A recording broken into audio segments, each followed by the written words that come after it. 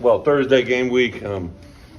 Beautiful day out there. I hope we'll get a great crowd on Saturday. Obviously, 11 o'clock kickoff, and on Memorial Day, on Veterans Day, 11th day of the 11th month at the 11th hour to kick off. I think that's kind of a cool little thing in Memorial Stadium.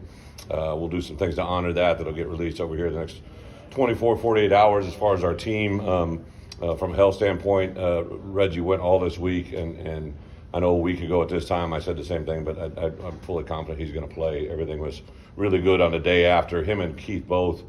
When you have an ankle issue, right, like when you practice, sometimes it goes well while you practice. The next night can lead to a little different action. And both those guys were really strong here today after having a full week of practice. So excited for those guys. I think that group in particular, the D-line and the running backs, have been through a lot of ups and downs. The D-line, especially with the suspension of Johnny last week, that a lot of new faces popped up, Bryce Barnes in particular, and then the running back room, what those guys have done has just been awesome. I give a lot of credit to their coaches and the players there.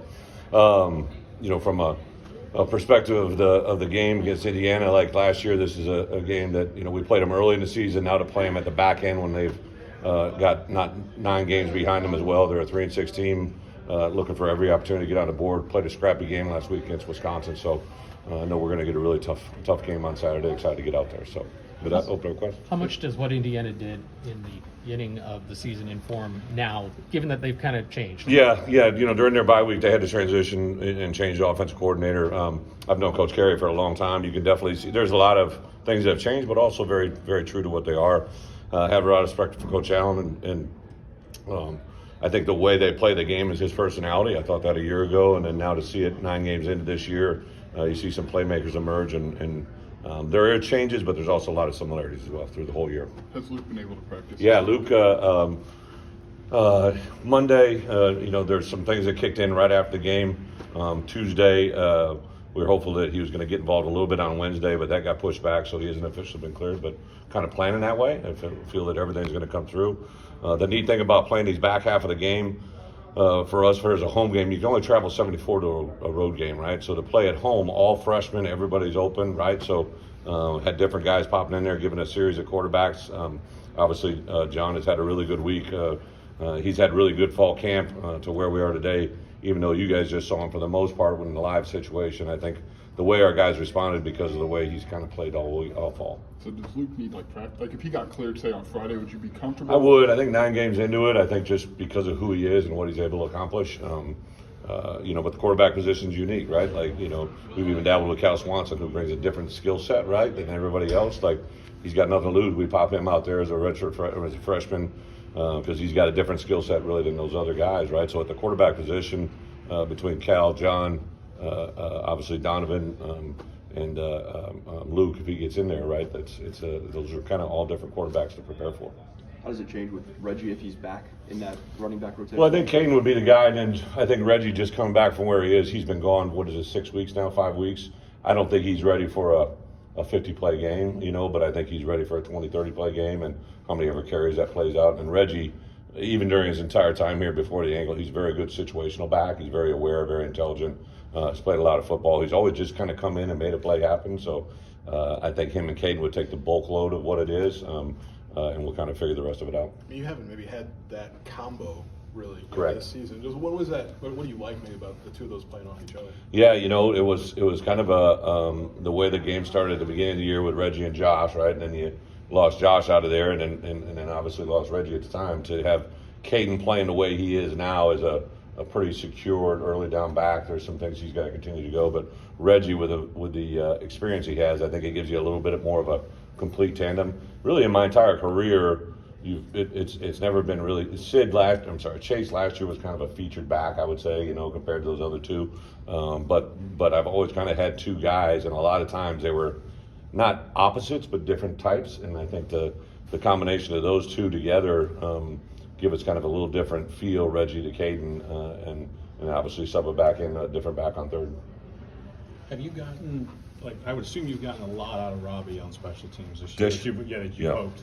And, the opening kickoff last Saturday kind of proves what's going on there. One of our goals last week was to run the ball, stop the run, and cover kicks, and then literally, but Ryan Mead especially, Dish in that regards, Dish didn't know anything about Ryan Mead taking this job, right? And the way Ryan Mead has been able to grow his role this year as a special teams player, just awesome to watch, see it unfold. He made that happen. I think on the point of attack last week on that kickoff coverage, you had literally like 2 or 3 non-scholarship players that were making big plays there and making some things happen. So I've been very happy with Dish, both as a tight ends coach and a special teams coach, and obviously the way we've been able to handle special teams overall. Kind of had the one blunder, a couple blunders against Penn State, and I know no one took that harder than him. And since then, like it literally, even like this morning's meeting, I have the first meeting of the day at 7, and Dish always follows me, and his meeting this morning was just outstanding. I just think he brings so much to the room as a teacher. Coach, seems like Seth Coleman, the light kind of switched on for him the last few weeks. Yeah. What's been different for him? You know, Seth is big, long, athletic, intelligent, twitchy. I really thought coming in this year he'd be, somebody that really, did kind of what he's done here the last couple games. Hopefully it's a sign of more to come. I think he's, last year it was the first year really on the emerging onto the scene, and then he had the one game he missed like a game and a half with a concussion, but kind of came on strong.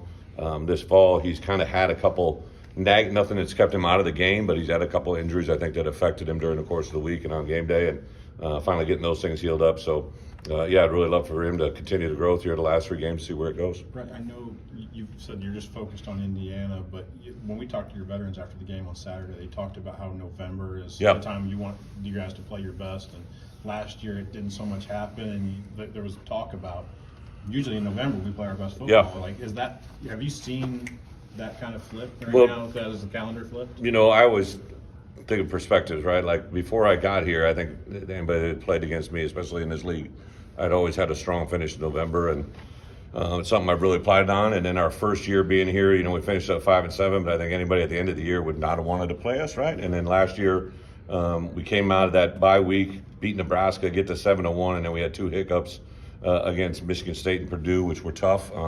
Go to Michigan and play our tail off. It's a 1-play game, which now everything makes everything interesting, right? And then to play the way we did against Northwestern. And then I think the bowl game in that moment, right, like to lose the guys that we lost because they weren't playing. We did play well, but obviously the numbers didn't reflect it. So there's been a huge influence. And then like this year, just to be full transparency, with 4 games left, I gave them a November calendar with every day of the week, whether it's going to be prep or an off day on Monday where they got overtime, game days on Saturday, and I hope they're just marking off that calendar day by day because that's what we're doing as coaches. You brought up the Michigan thing, so I'll ask about it. Indirectly brought it up. I know, but you brought it up. Have you looked back at that game and thought, well, that was kind of hinky, or that was kind of weird? They happen to know exactly what we're doing. Yeah, I appreciate the question. Obviously, we don't play them this year, so Right. I haven't really. You just get so consumed where you're at. But listen, when the point in time comes where I can say something, I'll have a lot to say. Okay. I went in this conference. I played in this conference. I coached in this conference at 2 different schools. Sure. I remember being in this league as a head coach at another place where I literally got a call from a coach the day after we played them. They called our people during the course of the game. It was Fitz at Northwestern. We were at a home contest there, and he called me and said, yesterday we had a chance that your signals were coming over our headsets. Oh, wow. He told his people to put them down, change the channel, and competed in the game, right? And Okay. I thought the highest moment of integrity, here's a moment, right? And what's being discussed said, I don't really know anything more than what I know. It's kind of, I said this a couple weeks ago, these stories are always so much better when you're not in it because we don't obviously play them. But, in 1992, when I became a GA, I remember my mission in 1992 was to find out when they signaled personnel to go on the field. Okay. So that's how I started as a young assistant GA.